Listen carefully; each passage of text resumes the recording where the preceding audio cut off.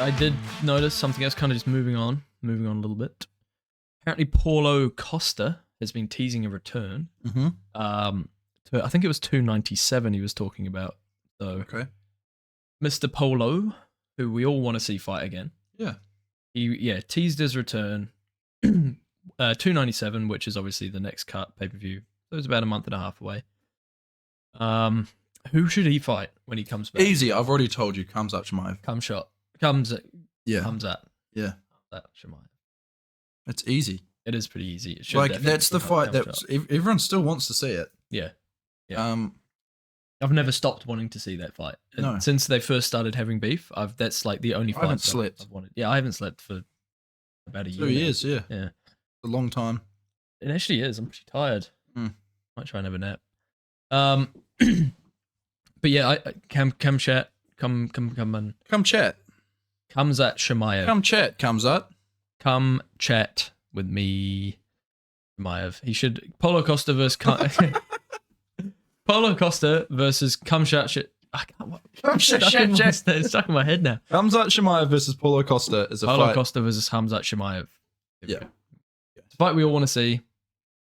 Costa's still got the hat. It's a typical striker versus wrestler kind of matchup. It is.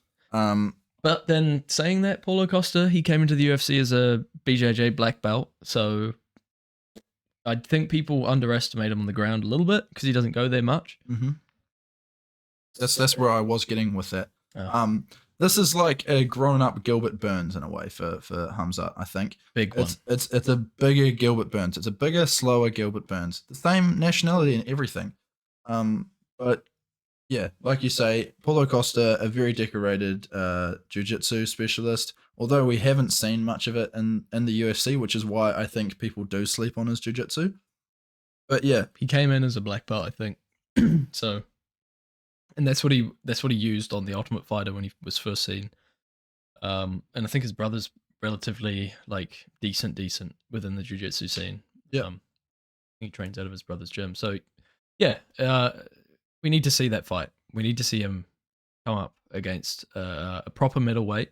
Yeah. And we need to see how he deals with that kind of strength. Because Paulo is much bigger. He's like double the size of anyone that Khamzat's fought ever. Yeah. Apart from, yeah. It would be. I just want to see them face off again. Like, yeah, I just want to see the drama. The whole build up to that fight once again will be awesome. But the one thing I really want to say is, Paulo, can you please just make it to the octagon, man? Stay healthy. Stay clean. Please make it to the octagon. How long is it since he fought Luke Rockhold now? It was on the Leon card when he knocked out Usman. So over a year. Yeah, over a year. Yeah, I think about a year in August last. So yeah, about a year and 2 months, 3 months. It's a wee while ago. It's a long time ago.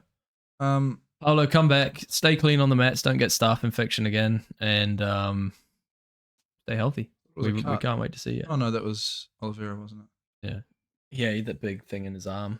Oh, that's his shoulder fell off.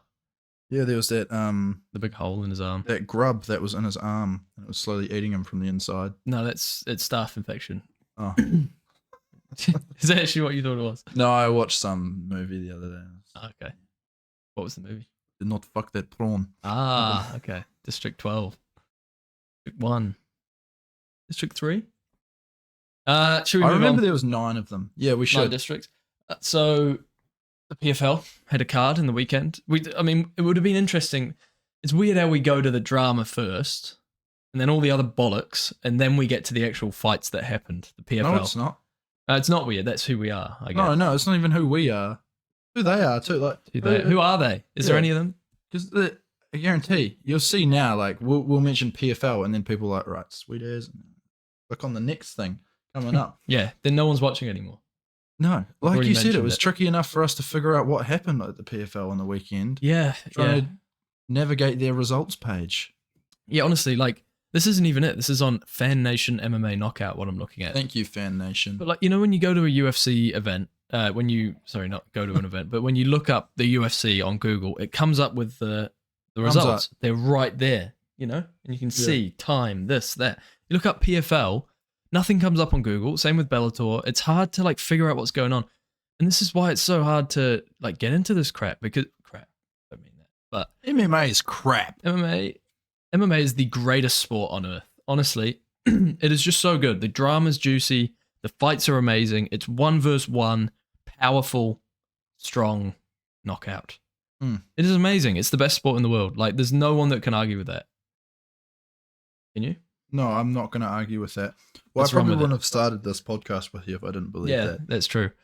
Look, Although the PFL, you know. Yeah, let's get into the PFL. So on the screen is the main card for the PFL fight night or event or whatever that they had.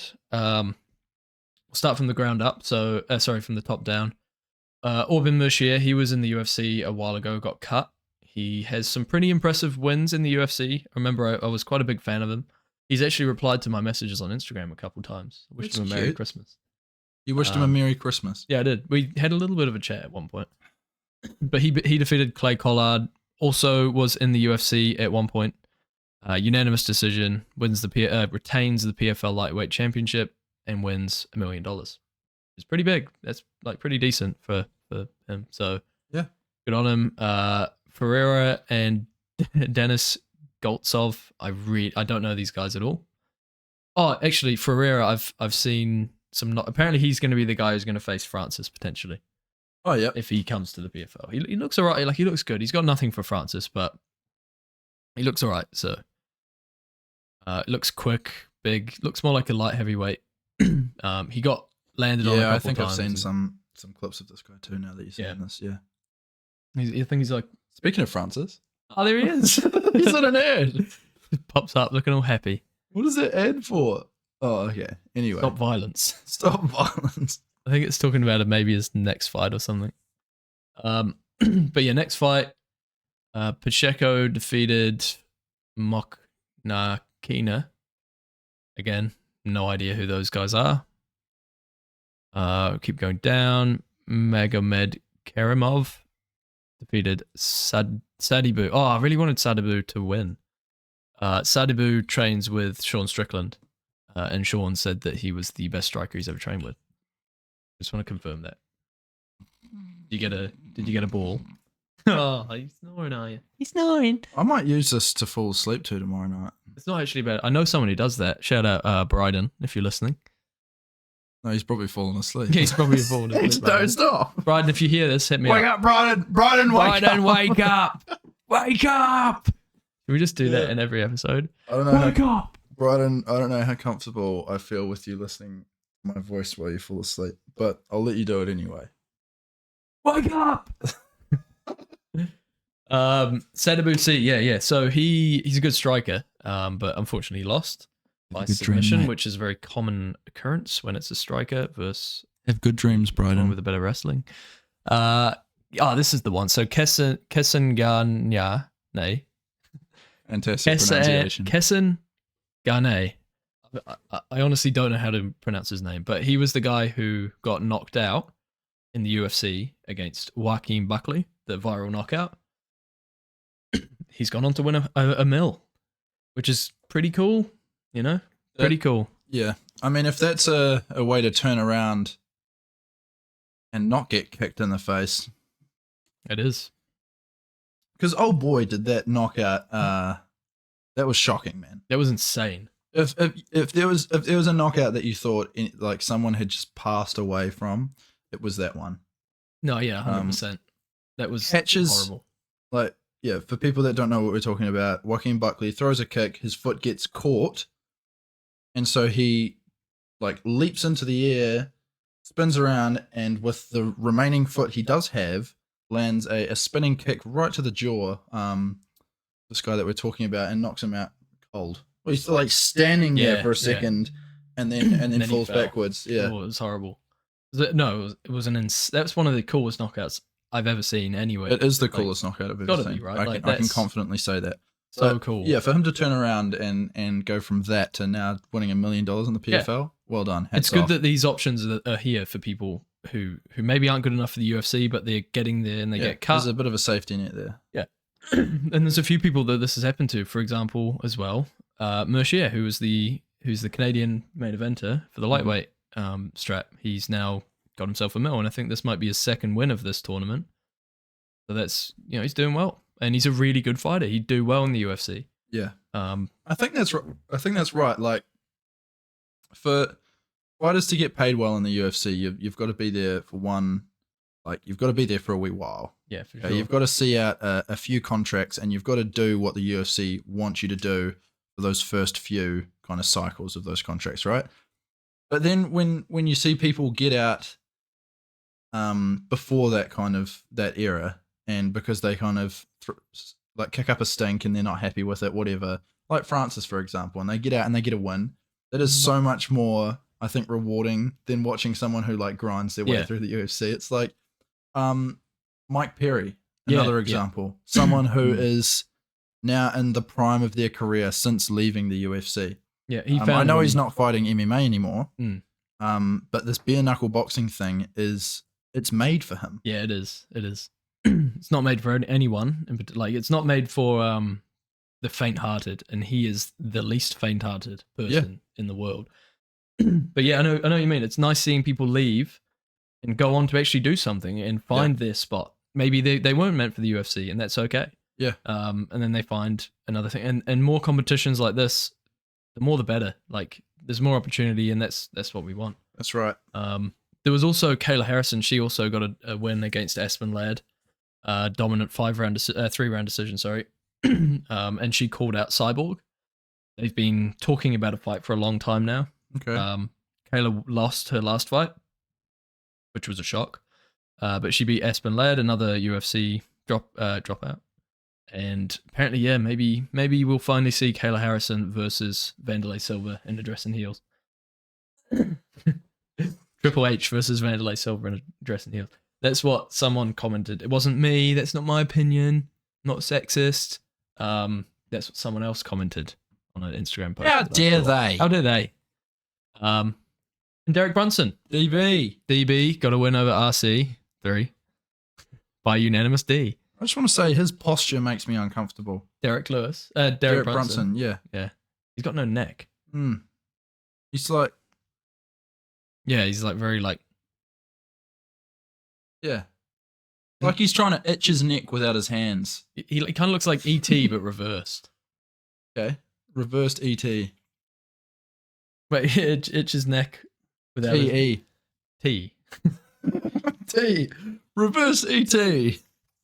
Have you seen? I just wanted to bring up something on the show to show these wonderful people who might be watching or listening. Not Bryden, though. He's fallen asleep. Not Bryden. Yeah, Bryden's well asleep by now. There's a good side-by-side image of Brunson when he was in the UFC and Brunson when he's now in the PFL. Can't really see it. Can I just like open that? Oh, it's on Instagram. So, do we think he's juicing? No. The lighting on the left, and he's also like a bit like shined up, I think. Yeah. And it looks like he's got a pump as well. He does. So I don't think there's really much difference in his physique apart from lighting, shine, and pump. I think you're right. Interesting though. Interesting. It is interesting. He's got no neck. We say that word a lot. That's our buzzword. Interesting. That can be our catchphrase. Which is kind of funny because I don't think this episode has been very interesting. I think it has. You'd be surprised when you watch it back. You're gonna have a lot of giggles.